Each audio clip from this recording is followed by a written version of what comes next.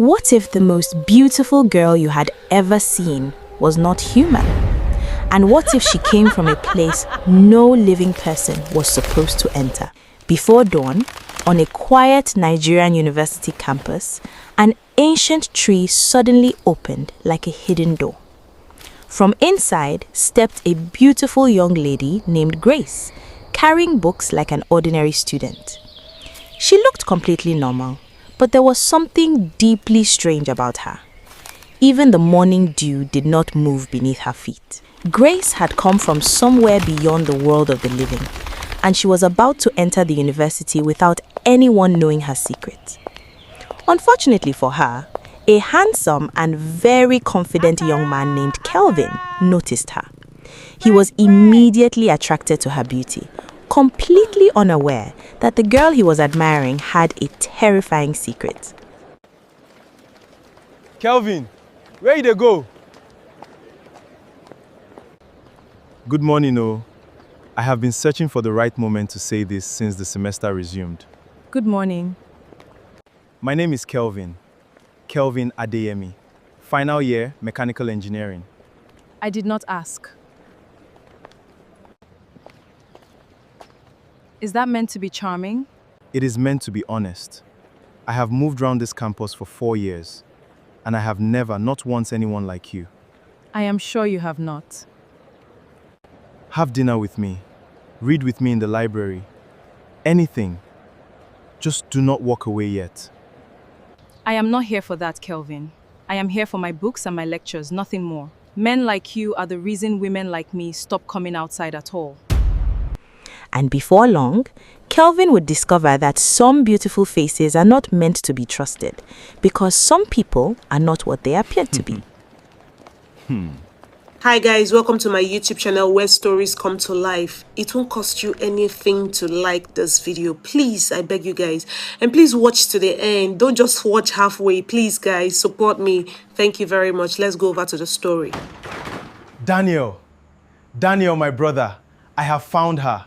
Found who? The girl, Grace, the one everybody has been talking about since resumption. I spoke to her today. And nothing yet. But I am telling you now, before this semester ends, that girl will be my girlfriend. Kelvin, you have Jane. 2 years now she has been with you. Faithful, beautiful, respectful. What are you searching for? Variety, my brother. A man cannot be eating the same soup every single day of his life and call it enjoyment. There is something about that girl, Kelvin. I cannot explain it. But since I set eyes on her the first week of resumption, something inside me has refused to settle. Leave her alone. Face Jane. Face your books. You worry too much, my friend. It is a girl, not a masquerade. Watch and see. Before this session runs out, I will make her mine. The two young men had no idea that their simple conversation that night would become a memory they would never escape. They did not know that the beautiful girl Kelvin was so determined to have would lead him into something far darker than love. My people, sometimes danger does not announce itself with a frightening face. Sometimes it comes quietly, beautifully, and smiling. So settle down and listen carefully because this story will take us somewhere the human eye should never have seen. And by the time you discover who Grace really was, you may never look at beauty the same way again. Now, before I continue, you need to understand something about Oba Afemi Ole University because the place itself is part of this story. That campus was not simply built beside a forest. It was built inside one. The lecture halls, hostels, and roads were carefully placed among trees that had stood there for generations, long before most of the buildings were ever imagined. And according to the stories passed down by elders around Ilefi, some of those trees were not ordinary trees to begin with. They were already there when the land belonged to another world, and the university simply grew around them, as though the people who built it understood that some ancient things are better respected than disturbed.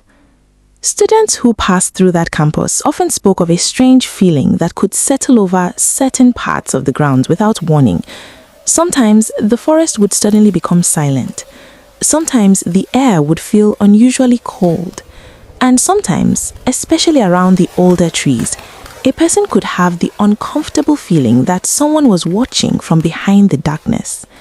The elders had their own explanation. They believed that some spirits had remained attached to the land for generations, hiding inside trees and waiting patiently for those who are foolish enough to come too close. And Grace was one of them.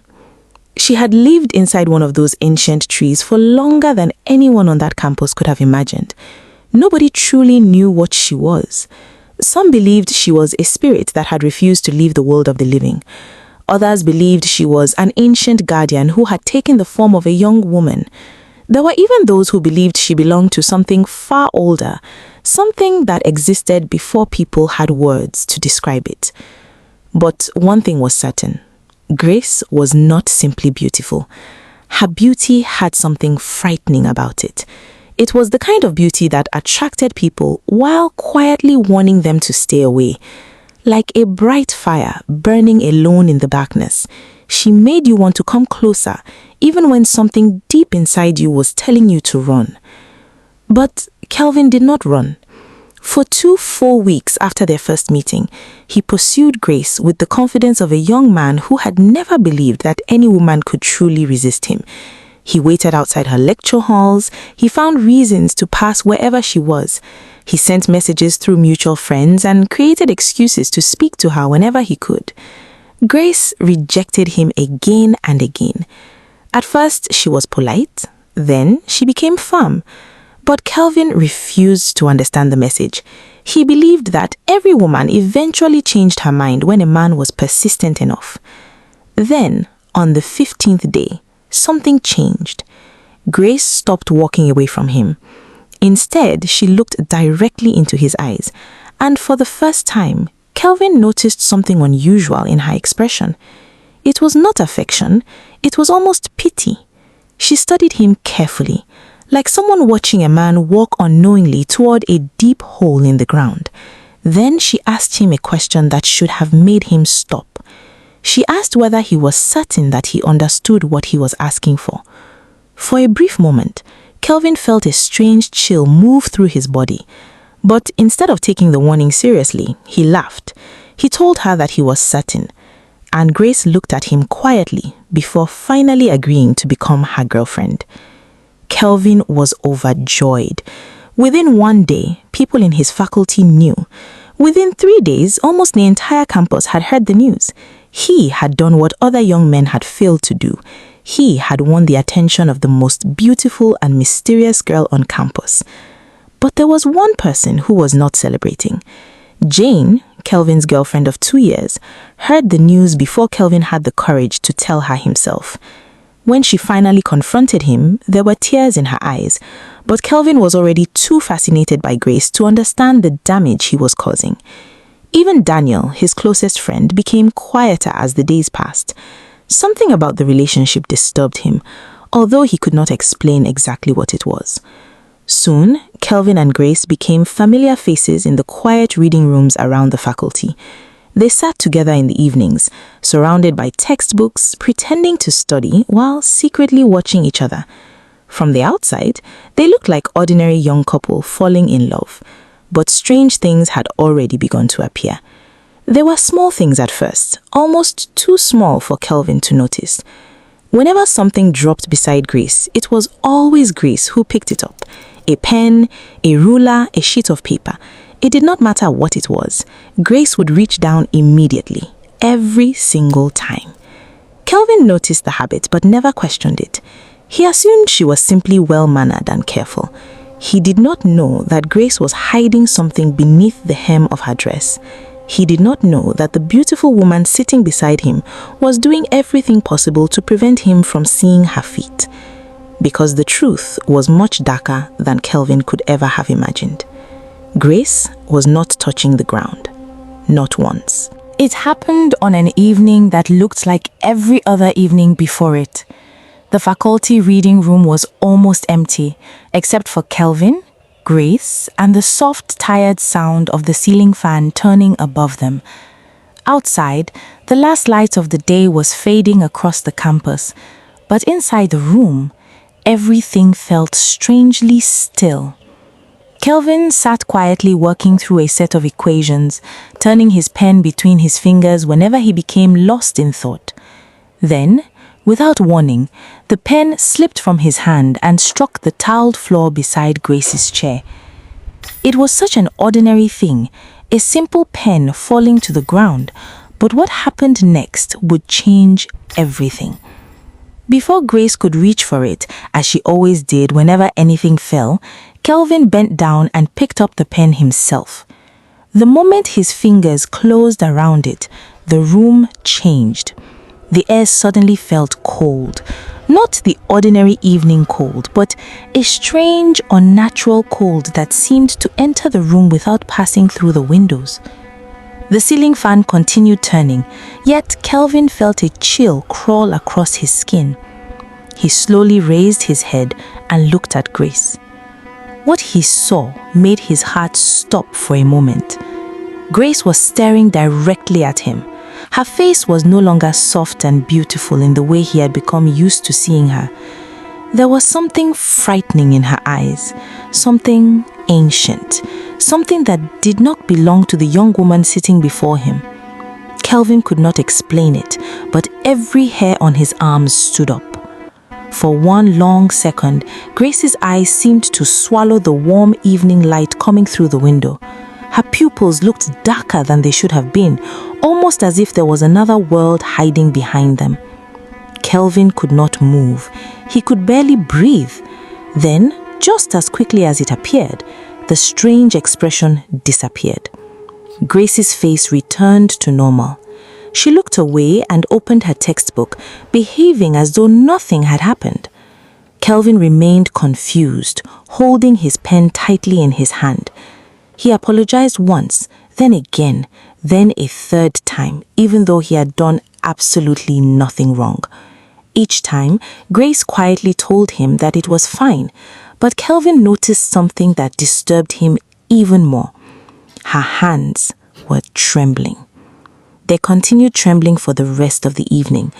He wanted to ask her what was wrong, but something inside him told him to remain silent. He did not understand what he had almost witnessed. He did not know that for a brief moment, Grace had nearly lost control of the secret she had protected for so long. Beneath the beautiful gown she wore, her feet had never once touched the floor of that reading room. Not that evening, not during any of the evenings before it. Kelvin simply had not noticed. That night, the strange feeling followed him all the way back to the hostel. He tried to forget it. He could not.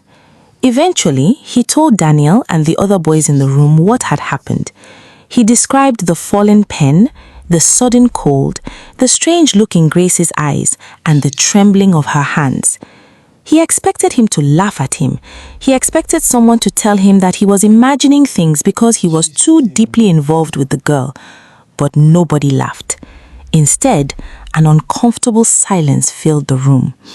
Daniel slowly looked at Kelvin. His voice was quiet when he finally asked, "Kelvin, where exactly does this girl live?" The question struck Kelvin harder than anything else that night. He opened his mouth, but no answer came. For the first time since he had met Grace, he realized something he should have discovered much earlier. He did not know where she lived. In all the weeks they had spent together, Grace had never allowed him to walk her all the way home. Every evening, they reached the same bend near the old grove, and she would stop. She would smile, give him a gentle kiss on the cheek, and tell him to go back. She always gave him the same explanation. She said a gentleman did not need to follow a woman all the way to her door. She said she preferred walking the rest of the way alone. And Kelvin, blinded by her beauty and eager to keep her happy, had never questioned it, not even once. But now, sitting inside that small hostel room, the pieces began to come together. The conversation was no longer about a beautiful girlfriend or a strange moment in a reading room. It had become something much darker. Daniel's roommates began asking questions. Toby, a geology student who had grown up hearing stories from his village about spirits that lived among the living, listened with a serious expression. Emeka, who always claimed that nothing frightened him, was already looking uncomfortable. They asked Kelvin whether he had ever seen Grace eat, whether he had ever seen her in photographs taken during the day, whether she had ever mentioned her family, her parents, or even one relative. Kelvin tried to answer them, but the answers refused to come. One question followed another, and with every question, his confidence disappeared. Suddenly, the beautiful girl he thought he knew seemed like a complete stranger. And when the room finally became silent, Kelvin realized something terrifying. He knew almost nothing about Grace. There lived, at that time, on the edge of the male hostel blocks, an old potter whose name few students even remembered. He was a quiet, weathered man with deep lines across his face and eyes that seemed to have witnessed more than he ever cared to explain. His small workshop, filled with clay pots, water vessels, and beautifully carved calabashes, had stood there for many years, long before most of the students walking past it had even been born. Students came to buy pots from him, but many also came to simply sit near his workshop in the evenings and listen to his stories. There was something about the old man that made people want to listen. Perhaps it was because he spoke slowly, or perhaps it was because his stories carried the weight of things he had actually seen. Old men like him did not collect stories for entertainment. They carried them quietly, the way a river carries sand beneath its waters, gathering memories year after year. Several nights after the strange incident in the reading room, Kelvin was once again walking Grace toward the familiar bend near the old grove. The evening was quiet, and the fading sunlight had already begun to disappear behind the trees. Grace walked beside him calmly. Her beauty made it difficult for Kelvin to remember the strange questions that had been troubling him. As they passed the potter's workshop, the old man suddenly looked up from the clay pot he was shaping. His hands stopped moving, his eyes fixed on Grace. And for several seconds, he did not blink. There was something in his expression that Kelvin had never seen before. Fear. Not the fear of an old man seeing something frightening in the darkness, but the fear of a person recognizing something he had hoped never to see again. Kelvin noticed the change and slowed down. Grace, however, continued walking ahead. She seemed to sense nothing, or perhaps she sensed everything and simply refused to show it. The potter raised one finger and urgently motioned for Kelvin to come closer. Kelvin hesitated before stepping toward him. The old man leaned forward and lowered his voice until it was almost a whisper. He glanced over Kelvin's shoulder at Grace, who had stopped some distance away and was now watching them. "That girl," he said quietly, "is not a living person, my son." Kelvin stared. Then he laughed. It was an uneasy laugh, the kind a person gives when he hears something so frightening that he desperately wants to believe it is a joke. But the potter did not smile. Instead, he reached out and gripped Kelvin's wrist with surprising strength. His fingers were rough and cold, and his voice became even more urgent. He told Kelvin that Grace was a spirit who lived inside one of the ancient iroko trees in the old grove. He said older students had whispered about a beautiful woman who appeared around dawn and disappeared before nightfall. Some lecturers had heard the stories too, although very few were willing to speak about them openly. The potter then told Kelvin something that made the blood seem to drain from his face. Kelvin was not the first young man to become close to her. Others had walked beside her before. Others had been drawn to her beauty. And according to the old man, none of them had remained completely the same after discovering what she truly was. Kelvin swallowed hard. The potter released his wrist and looked toward Grace again. She was still standing there, watching them. Her beautiful face remained calm, but there was now something different in her eyes, something guarded, something that made the old man's voice drop even lower. "If you do not believe me," he said, "then tonight, when she takes you to that same bend and tells you to go back, do exactly what she expects. Pretend to leave.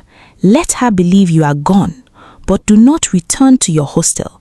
Go instead to the building facing the grove. Climb upstairs and watch from the window." He paused and stared directly into Kelvin's eyes. "Then you will see the truth for yourself." Kelvin's mouth became completely dry. Before he could ask another question, the potter suddenly straightened. His entire manner changed. He raised his voice and began speaking casually, pretending that their conversation had been about something completely ordinary. He even mentioned Kelvin's roommate and asked whether the young man's injured foot from a previous hostel fight was getting better. Kelvin immediately understood. The old man was warning him that Grace might be listening. And when Kelvin looked back, Grace was watching them. Kelvin quickly returned to her. "What was that about?" she asked calmly. Her voice sounded normal, but there was a quiet suspicion hiding beneath it. Kelvin's heart began beating so loudly that he was certain she could hear it. "Nothing serious," he replied. "There was a small disagreement in the hostel earlier, and he wanted to hear what happened from my side." Grace did not answer immediately. She simply stared at him.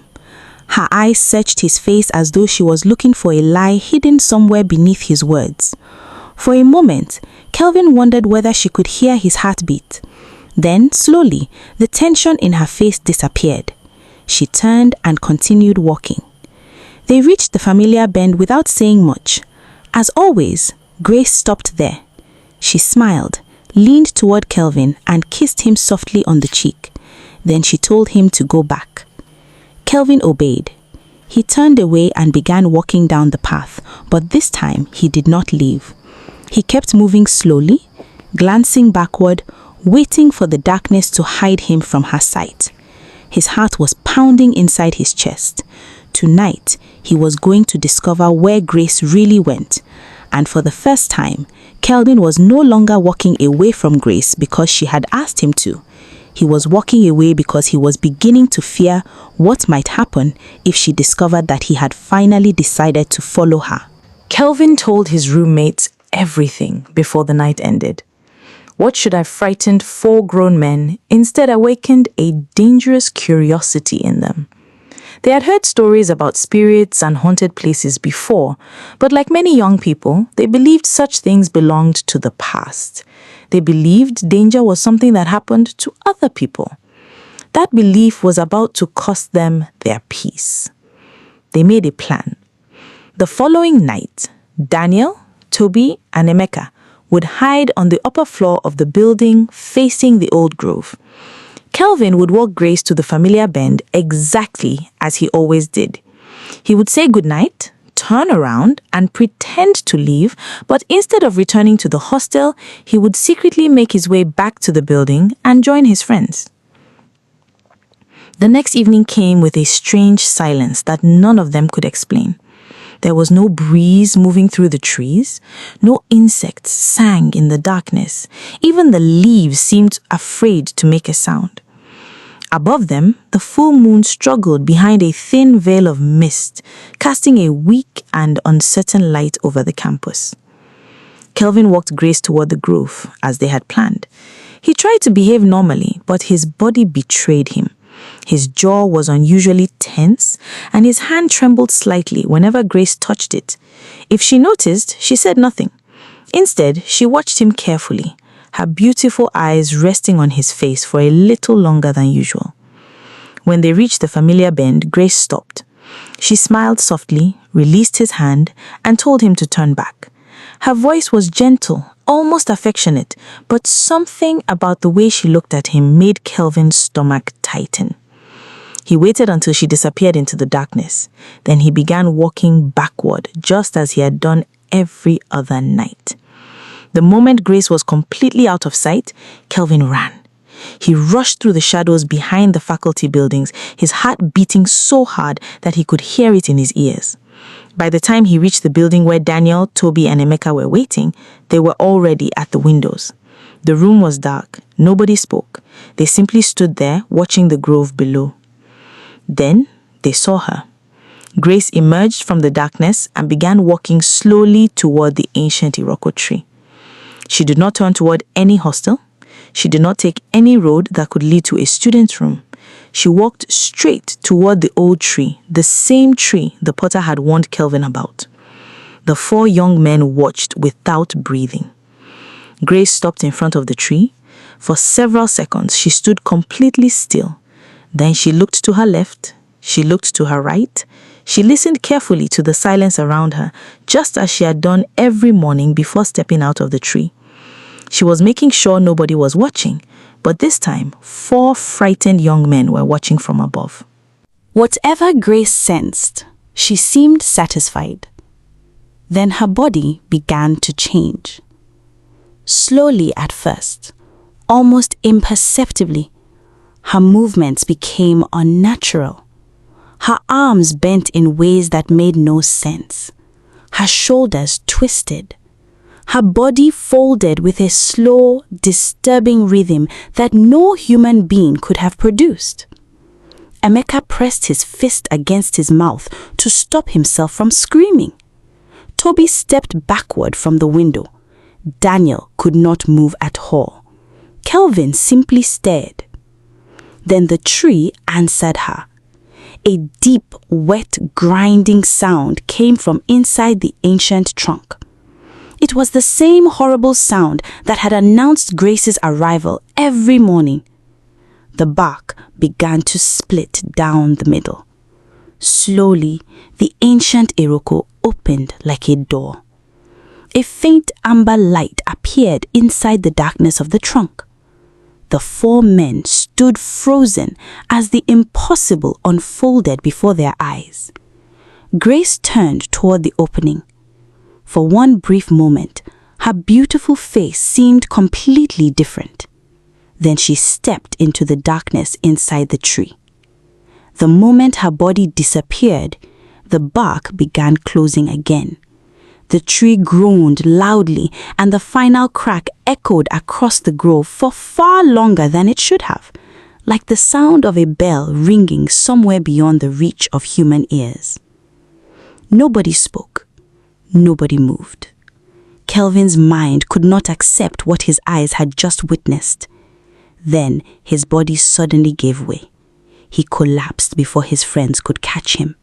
His eyes rolled backward, his body convulsed once, and then he became completely still. For a terrifying moment, Daniel, Toby, and Emeka did not know whether Kelvin was still alive. They rushed toward him, lifted him between them, and carried him through the dark campus. The road back to the hostel had never seemed so long. Every tree appeared to be watching them. Every shadow seemed to move. They finally reached their room and laid Kelvin on the bed. Almost an hour passed before his eyes slowly opened. His first breath came with a scream that he struggled to silence before it woke the entire hostel. By the following morning, the story had already spread across the university. It moved from hostel to hostel, from classroom to classroom, from one faculty to another. As people repeated it, the details became more frightening with every telling. Some said Kelvin had been attacked by a spirit. Others claimed Grace had dragged him into the tree. Some even said the old growth had swallowed several students over the years. Kelvin himself could barely recognize the truth anymore. Grace, however, was gone. She did not appear that morning. She did not appear the next day. She never returned for the rest of that session, and she was never seen on that campus again. The ancient iroko remained where it had always stood, silent and ordinary, as though nothing had ever happened. There was no crack in its bark, no sign that a woman had ever emerged from it, no evidence that anything had ever lived inside it. Kelvin's parents were informed after Daniel made a desperate phone call. Within days, they came to the university and withdrew their son. They refused to allow him to spend another unnecessary night on that campus. And those who knew Kelvin before Grace entered his life noticed something different about him afterward. The confident young man who once laughed about winning the most beautiful girl on campus was gone. He became quieter, more careful, more afraid of things he could not explain. Kelvin's parents did not simply remove him from Oba Onawolo University. They took him far away from it. They transferred him to a private university in Lagos, far from the old grove, far from ancient iroko trees, and far from the lonely paths where strange mists seemed to gather before sunrise. For the first 2 months, everyone believed the worst was over. Kelvin started eating properly again. He began laughing again, although something had changed about his laughter. The happiness no longer reached his eyes the way it once did. His parents slowly became less worried. They convinced themselves that their son had simply experienced a terrible shock, something that could happen to a young man who had been frightened badly enough. They believed that with enough distance and enough time, Kelvin would eventually forget everything that had happened. But they had forgotten one important thing. Distance can separate a person from a place. It cannot always separate a person from what followed him out of that place. The first sign came quietly. A girl from Kelvin's new department, a normal young woman with nothing strange about her, came to his hostel one afternoon to return a textbook she had borrowed. She knocked on his door. Kelvin opened it and smiled. For a moment, he looked almost like his old self. Then his eyes moved past the girl's face. He saw something standing behind her. In the narrow space between his wardrobe and the window, there was bark.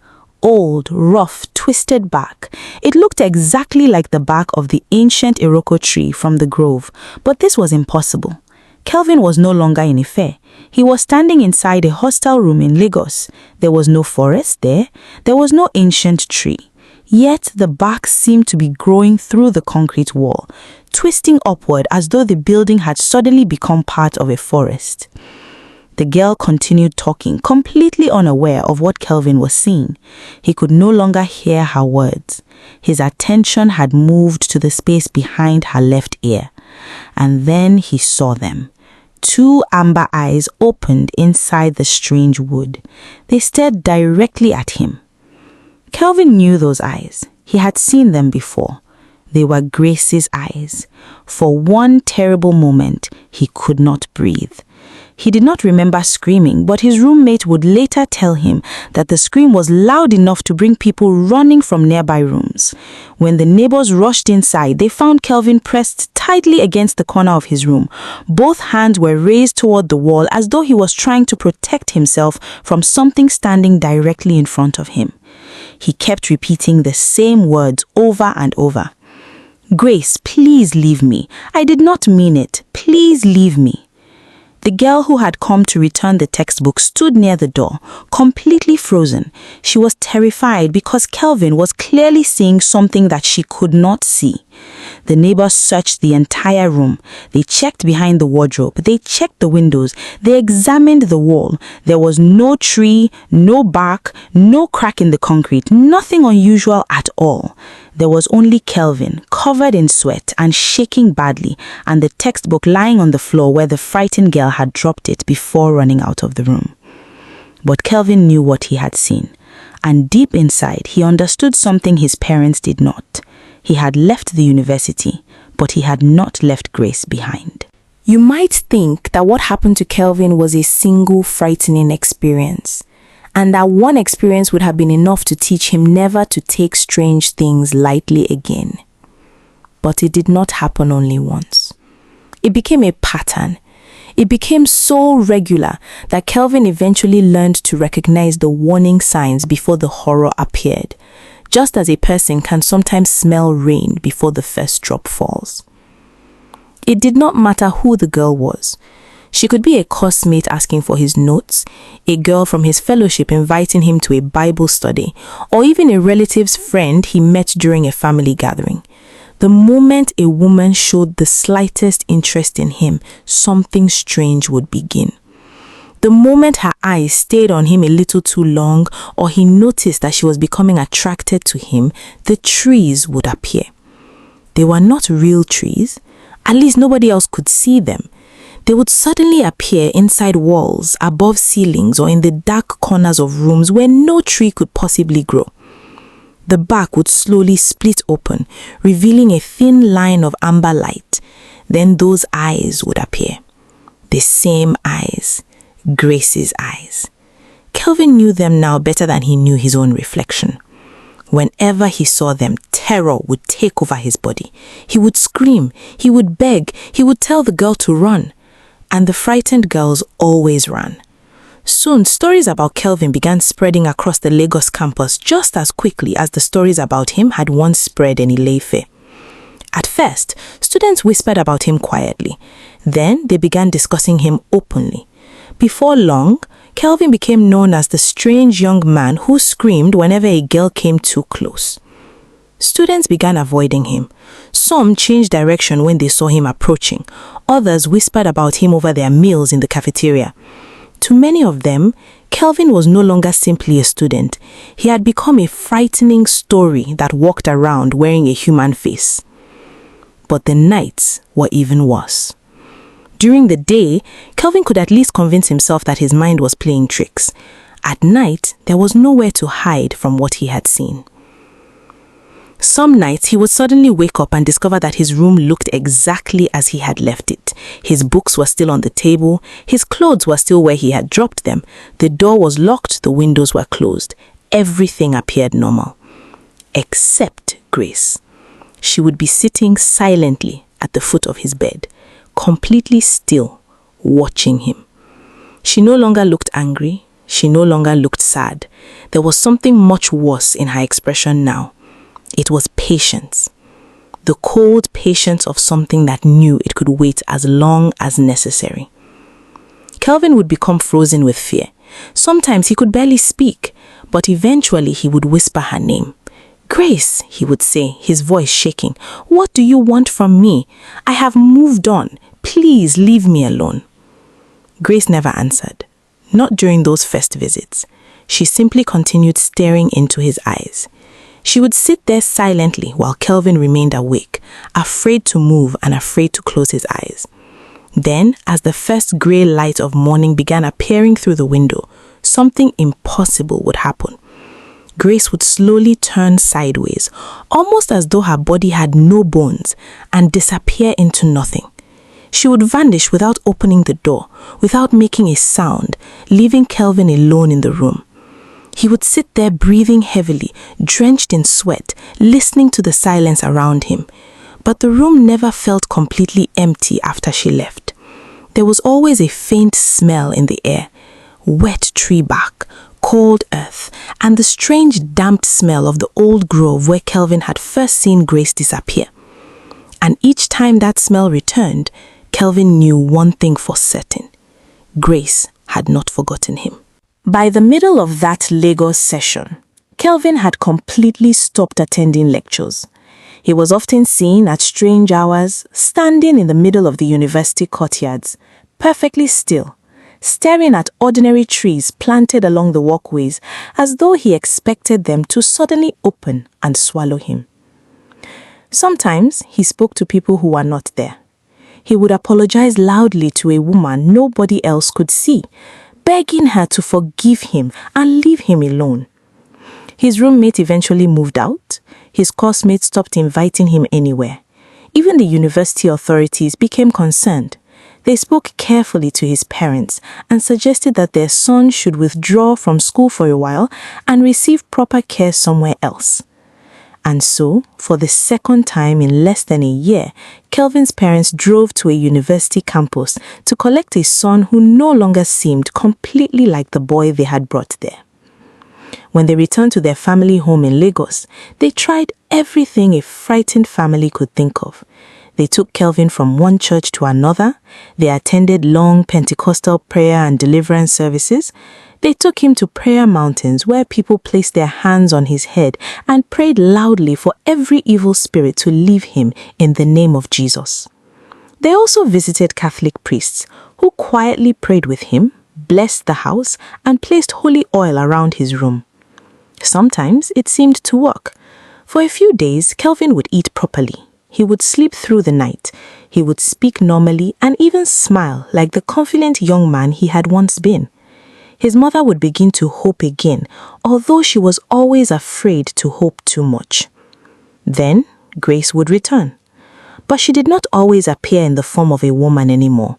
Sometimes the family would wake up and find Kelvin standing in the sitting room at 3 a.m., staring at the small Ixora plant kept in a flower pot near the window. He would speak softly to it, as though he were talking to someone he knew. One night, his mother watched him from the hallway. Kelvin was speaking calmly, almost peacefully, when something happened that she would remember for the rest of her life. The shadow of the little plant on the wall began to move. Slowly, it stretched upward. Then it twisted. Before her eyes, the shadow changed into the clear shape of a woman. His mother froze. She could see the outline of a head, shoulders, and a long body standing behind her son. Then, just as quickly as it had appeared, the strange shadow returned to the normal shape of the plant. Kelvin suddenly screamed. His calm voice became a cry of terror, and then, almost as quickly, the screaming stopped. He became strangely quiet again, staring at the plant. Tree, woman, tree, and finally, for one brief and merciful moment, he was simply Kelvin again. He sank onto the floor of his mother's sitting room and began to cry quietly. His mother rushed toward him and held him tightly, but even as she comforted her son, she could not stop looking at the small plant in the corner, because she now understood something terrifying. Whatever had followed Kelvin from that university had found its way into their home. It was a prayer partner at one of the churches they had visited for deliverance, an older woman who had grown up around Ile-Ife and had heard stories like this since childhood, who finally told Kelvin's father something nobody else had been brave enough to say. From the things Kelvin had been saying, she believed they were dealing with a spirit that could not simply be removed by calling another name. She explained that Grace had not been summoned by the Bible, and she had not been bound by a cross. If Grace was truly connected to the ancient land around Ile-Ife, then they might have to return to the place where it all began. They would have to go back to Ile-Ife, find the elders who still remembered the old stories, and seek the help of a chief priest whose family had served the spirits of that land for generations, long before the university was built. They eventually found the man in a small compound on the outskirts of the town. He was very old, with faded tribal marks on his cheeks and eyes that seemed to look beyond the person standing in front of him. It was as though he was always listening to something that other people could not hear. He asked very few questions. Instead, he looked at Kelvin for a long time. His expression reminded Kelvin's father of the old potter who had warned his son months earlier. Finally, the chief priest nodded slowly, as though he had just confirmed something he already knew. "You disturbed something that was never disturbing you," the old man said. "Now, sit down, let us call her and hear from her own mouth what she wants." What happened next would remain in Kelvin's father's memory for the rest of his life. The chief priest began preparing for the night. He broke a kola nut and placed the pieces before the shrine. He poured Jane on the ground as an offering and spoke words in an old form of Yoruba that Kelvin and his parents could not understand. The atmosphere inside the compound slowly changed. The air became cold, not the ordinary cold of the night, but that same unnatural cold Kelvin had felt many times before. He knew it immediately.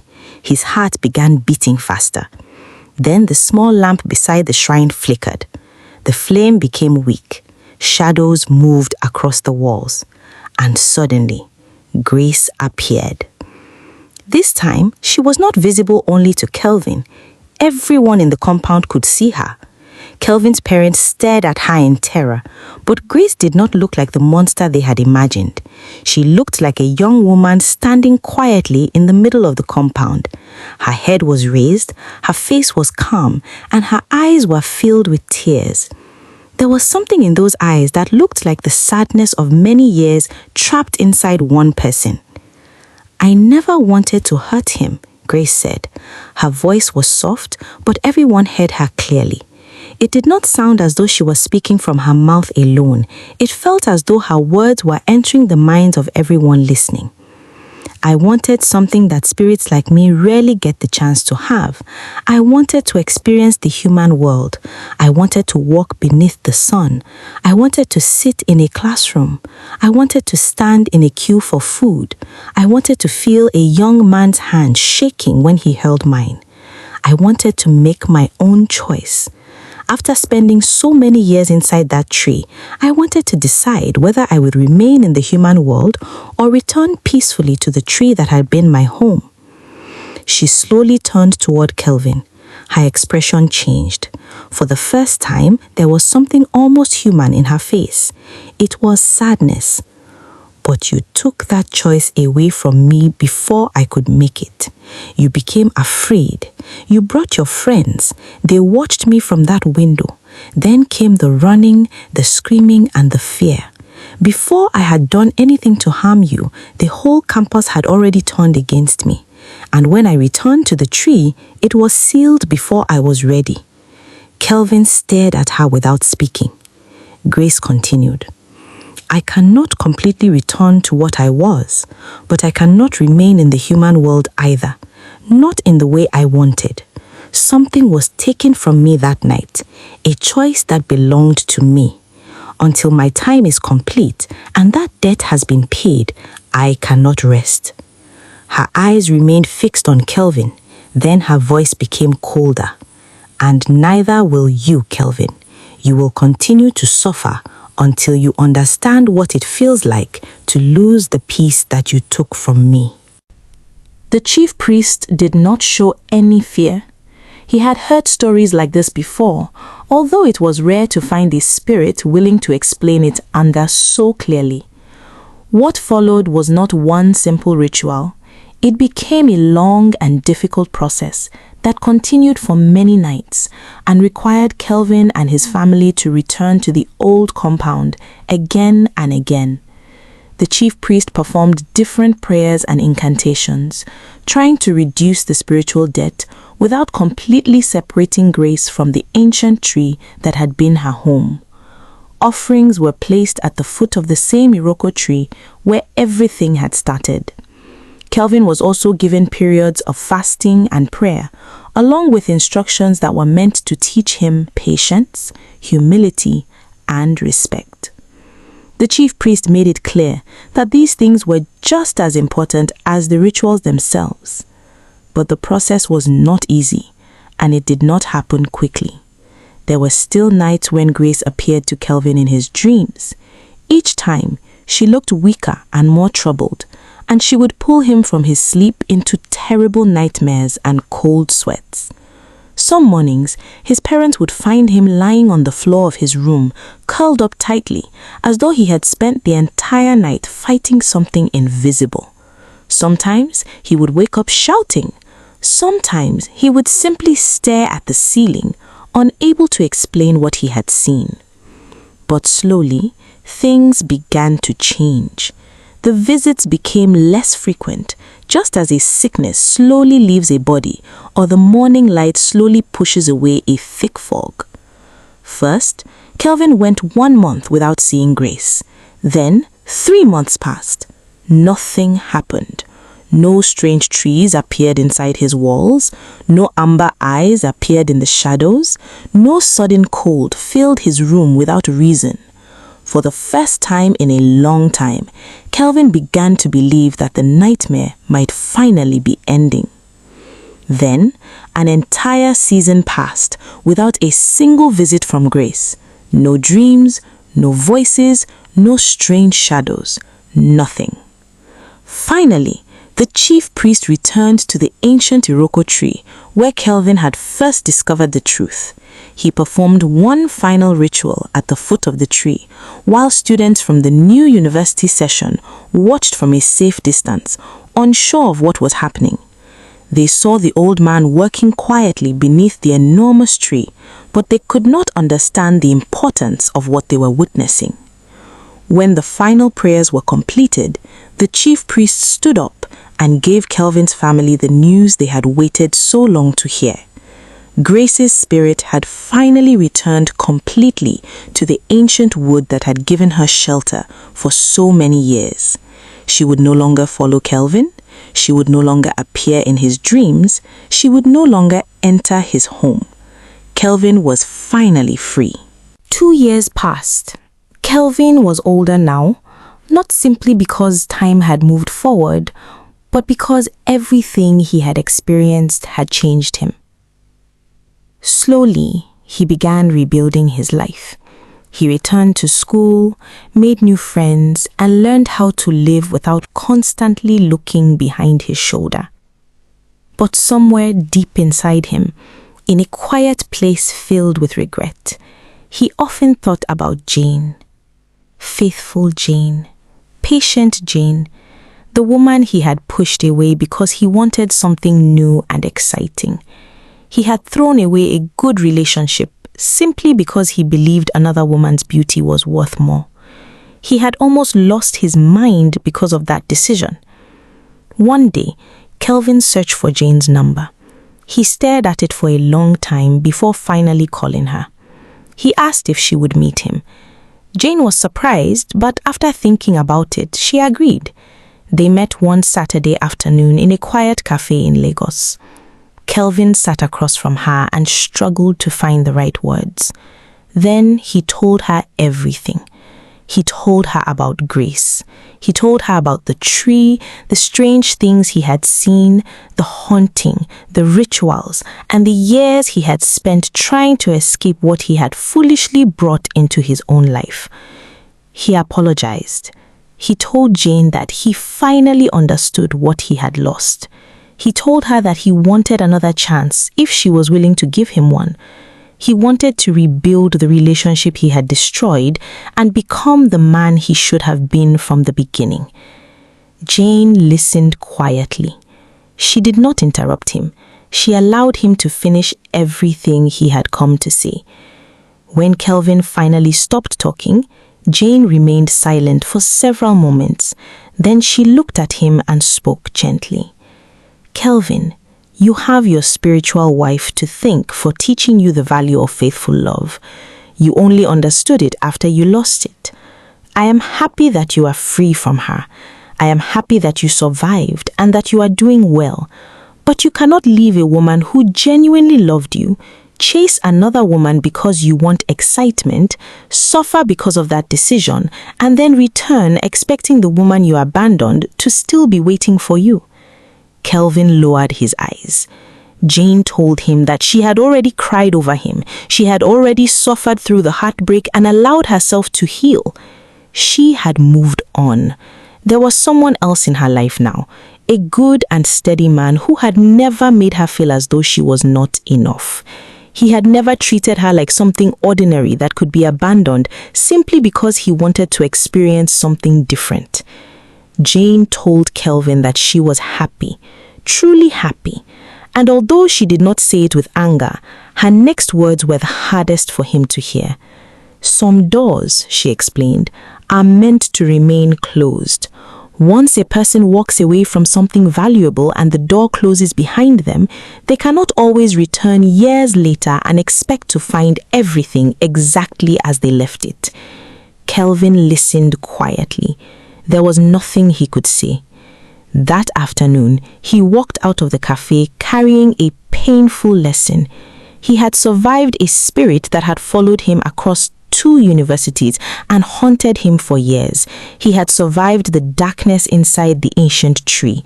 He had escaped the woman who was not truly human.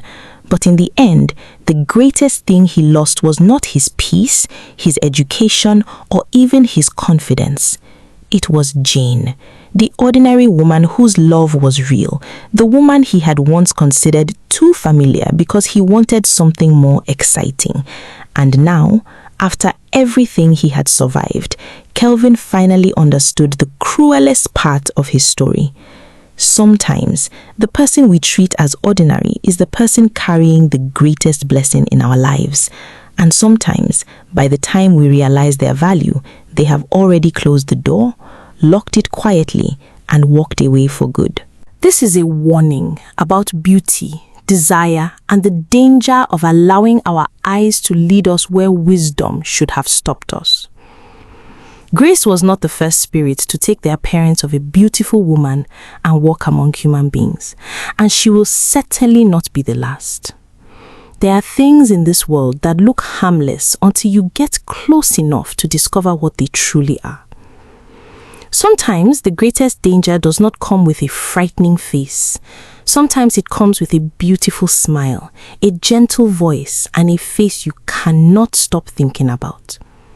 That is why, my brothers, never allow beauty to make you forget your sense of judgment. Kelvin saw Grace's beauty and ignored every strange sign that appeared before him. He was warned by Daniel. He was warned by his own instincts. Later, he was warned by the old potter. But each warning became smaller in his mind because he wanted what he wanted. He believed that he had found something special, when in reality, he was walking closer and closer to something he did not understand. The elders of Ilethe have always spoken with great respect about certain ancient trees. They say that some trees remember. They remember the people who walked beneath their branches. They remember those who came with respect, and they remember those who came with arrogance. And perhaps that is why the grove near Fajuyi Hall has never completely lost its strange silence after sunset. Even now, people who pass near such places after dark sometimes describe a sudden stillness that seems to fall from nowhere. The insects become quiet, the wind disappears, the forest becomes completely silent for a few seconds, as though something hidden beneath the bark has opened its eyes and is watching. Perhaps it is only imagination, perhaps it is nothing at all. But if you ever find yourself walking alone near an old tree after dark, and the entire forest suddenly becomes silent, do not be too quick to laugh. Stop. Look around you, and if your heart tells you to keep moving, listen to it. Our ancestors understood something that modern people sometimes forget. Not every mystery needs to be investigated, not every beautiful face needs to be pursued, and not every door that opens is an invitation to enter. Kelvin learnt that lesson in the most painful way possible. He allowed curiosity and desire to become stronger than caution, and by the time he discovered the truth, there was no easy way back. So, my people, remember this story the next time someone appears too perfect, too mysterious, or too good to be true. Beauty is not evil, but beauty should never blind you to what your wisdom is telling you. Love is beautiful, but love without wisdom can lead a person into darkness. And sometimes the person you are desperately trying to win may be the very person you should be running from. So we will end this story here, but perhaps the story itself has not truly ended. Somewhere in this world, there may still be an ancient tree standing quietly among other trees. Somewhere, there may still be a place where the mist refuses to rise when morning comes. And somewhere, while the rest of the world is sleeping, a tree may be opening very slowly in the darkness. Perhaps a beautiful girl is stepping out with books held tightly against her chest. Perhaps she is looking left. Perhaps she is looking right. Perhaps she is making sure that nobody is watching. And perhaps, somewhere nearby, there is already another young man looking at her beauty and thinking, I must have her. If you ever become that young man, remember Kelvin. Do not let your eyes make decisions that your wisdom has warned you against. Because in this world, my people, not everything beautiful is meant for you. And not everything that looks human is human. Thank you so much for watching. If you enjoy stories like this, do not forget to hit the subscribe button, then put on the notification bell, guys. Do not forget to share this video with your loved ones, guys. Please support me to bring more stories like this. Thank you so much for your support. God bless you.